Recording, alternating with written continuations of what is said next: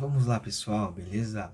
Falando aqui um pouco do que foi a rodada de ontem do NBB, agora de uma forma mais geral, tá bom? A gente vai dar uma passada aí nos 4 jogos que aconteceram ontem. Eu consegui ver o condensado aí de 3 deles, né? Não consegui acompanhar o do União e do Rio Claro, então a gente vai ficar mais ali preso às estatísticas mesmo, porque até o momento que eu tava vendo, né, os condensados, eu não encontrei o desse jogo, tá? Então peço desculpas que a análise de União Corinthians e Rio Claro vai ficar mais baseado nos números, tá bom? Mas os demais consegui ver o jogo como um todo do Fortaleza e do Corinthians, consegui ver também o segundo tempo ali de Brasília e Caxias e vi o condensado hoje de manhã desse jogo, também vi o condensado do jogo de Osasco e Flamengo, tá bom?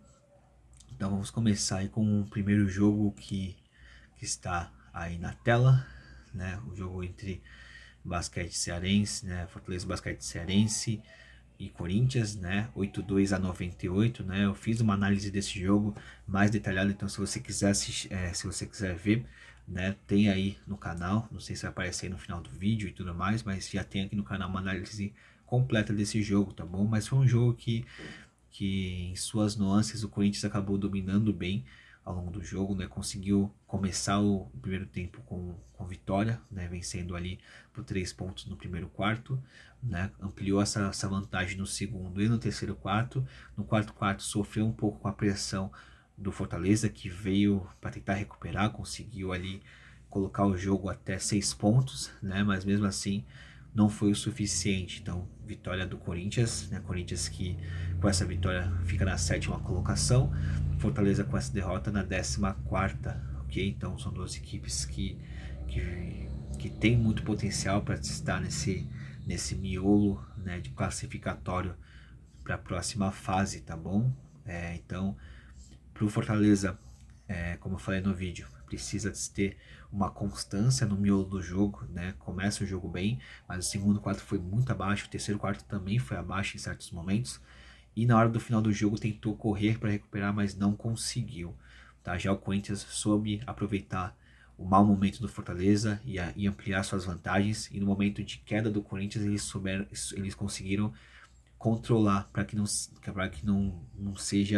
para que não fosse uma queda tão abrupta, né? Então eles conseguiram controlar ali o jogo. Então vitória do Corinthians por 98-82, né? Também tivemos aí na noite o Osasco contra a equipe do Flamengo, cara. O Osasco que vinha de uma vitória aí contra Rio Claro, né? Buscando aí fazer um bom NBB, né? Sabe que é um início, né? É a primeira vez do NBB, então é importante conseguir ter um bom resultado, tentar se manter ali, né? A gente não sabe como que vai ser o critério aí para os próximos anos, se vai ter questão de acesso ou não, com relação a quem vem da Liga Ouro, se vai ter queda, etc. Então é importante fazer um bom ano, né? E o Osasco começou o jogo muito bem contra o Flamengo, conseguiu controlar ali o ímpeto ofensivo do time do Rio de Janeiro, né? O primeiro quarto a gente teve ali um início do Osasco vencendo ali, conseguiu abrir 5-0, conseguiu controlar ali o jogo na parte inicial, né? Jogo esse que no primeiro quarto acabou ainda tendo essa retomada do Flamengo. O Flamengo consegue recuperar esse desfalque inicial e vence o primeiro quarto por 28-24, né? O segundo quarto, por mais que foi vitória aí do Flamengo, ainda assim Osasco mostrou bastante resistência. No terceiro quarto também, ali até o começo do quarto, mais você via Osasco correndo atrás, tentando buscar deixar o jogo mais controlado possível para o final. Né, o jogo que inicialmente no primeiro quarto foi uma diferença de 4, depois aumentou para uma diferença de 7 nesse quarto, né, eles conseguiram sustentar inicialmente, mas a equipe do Flamengo abriu aí já mais 15 pontos de vantagem. E aí o último quarto foi o quarto feroz do Flamengo. O Flamengo conseguiu segurar muito bem a equipe de Osasco, que fez apenas 8 pontos, e conseguiu colocar aí seus 14 pontos, tá, dentro dessa partida, ok? Os destaques desse time do Flamengo, né, foi ali o Wesley em pontuação, que fez 16 pontos, o Daniel que fez 14, e o Johnson que fez 10 pontos, ok? Em rebotes teve ali o Cummings com 5, o Alexei que pegou 4 rebotes e o Wesley pegou 4 rebotes. E o Alexei também é o líder em assistências aí dessa partida com 13 assistências, né? Foi muito bem o Alexei, conseguiu ser um maestro aí dentro de quadra. Já na equipe de Osasco, né? O destaque ali individual em pontuação foi o Harris com 16 e o Ed com 11, junto com o Britos 10, tá? Em rebotes teve o Tarek com 8, o Ed com 6 e o Breno com 6. Em assistências a gente teve o Britos aí com 3 assistências, junto com o Dalacqua 3 assistências, né? Para a equipe do Flamengo. O Flamengo continua ali, né, invicto no campeonato, se mantém nas posições altas. Vai ter um jogo duríssimo no próximo, que vai ser. Deixa eu ver aqui, se eu não estiver enganado, Não, o Flamengo vai ter um jogo mais tranquilo, né? Eu confundi. Quem vai ter o jogo com Mina, com o Mogi, vai ser o Fortaleza, né? O Fortaleza vai enfrentar o Mogi na próxima rodada, né? Mas o Flamengo vai ter um jogo em casa contra a equipe do Pato, que é uma equipe ainda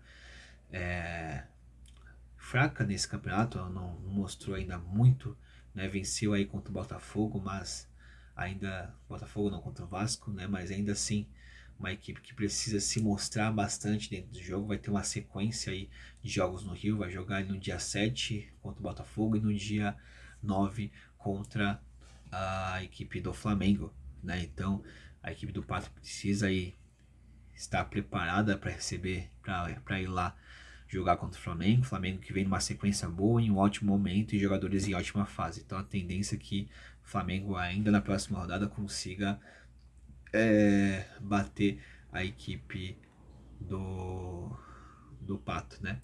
Já a equipe de Osasco, né, vai continuar jogando em casa e jogando contra o Paulistano, né? Um jogo que vai ser muito difícil pro Osasco, né? Mas é um jogo que é algo mais familiar, né? O Osasco já enfrentou o Paulistano aí no Paulista, então já meio que conhece como que vai vir a equipe do Paulistano, uma equipe jovem, uma equipe aguerrida, né? O Silvert em ótimo momento, então a equipe do Osasco precisa ter atenção a, a certos jogadores para conseguir fazer sua primeira vitória aí em casa nesse NBB, ok?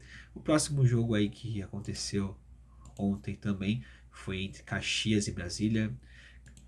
Brasília muito bem no jogo. Brasília desde o início já começou a criar sua vantagem, abriu 10 pontos no segundo quarto, venceu por 1, no terceiro venceu por 5 e no último 4 foi uma avalanche 22-6 contra a equipe do Caxias, né? Caxias que, que mostrou aí muita limitação na conclusão mesmo, assim, né? Falta muito capricho, falta muito do volume, da vontade que teve contra a Franca com os demais times, né? Não pode ser uma equipe que só fez uma vez o que fez contra a Franca, mas sim que tem que ter uma certa recorrência, né? Para conseguir jogar esse campeonato, que é um campeonato longo, um campeonato extenso, tem que ter uma consistência boa, né? E a equipe do Brasília não tinha nada a ver com isso, entrou, fez o que sabe fazer e conseguiu aí a sua vitória, né? Vitória essa que deixa Brasília ali nas cabeças, né? Brasília é uma equipe que vai brigar pelo título do NBB esse ano. Brasília mega tradicional, com uma equipe muito forte, muito consistente, né? Com a chegada do Paulic, continua ali tendo um trabalho defensivo muito bom.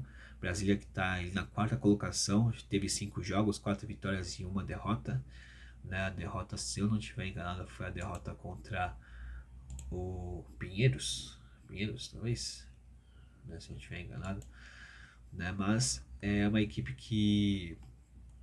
que vai brigar ali em cima, né? Não esperem menos do Brasil do que ficar ali entre os 4, ir bem no Super 8, então eles vão vir com tudo para essa temporada, né? Já a equipe do Caxias,